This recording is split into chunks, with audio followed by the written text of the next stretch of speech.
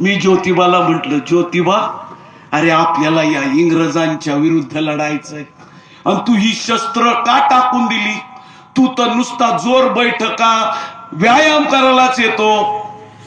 तसे ज्योतिराव मला म्हणाले, वस्ताद सखाराम परांजपे याच्या लग्नातनं मी खालच्या जातीचा असल्यामुळं हाकलून दिलंय.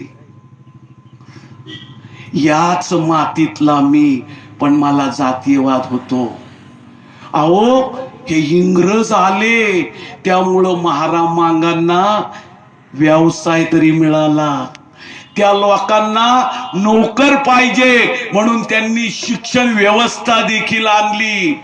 वस्ताद या इंग्रजांना आज ना उद्या आपण या देशातनं हाकलून द्यायचंच आहे. पण इतका काही अंधश्रद्धाचा भोकाळ आहे तर जोपर्यंत इंग्रज आहे तोपर्यंत महाराम मांगांनी शिकलं पाहिजे. हे जेव्हा त्यांनी मला समजावून सांगितलं तेव्हा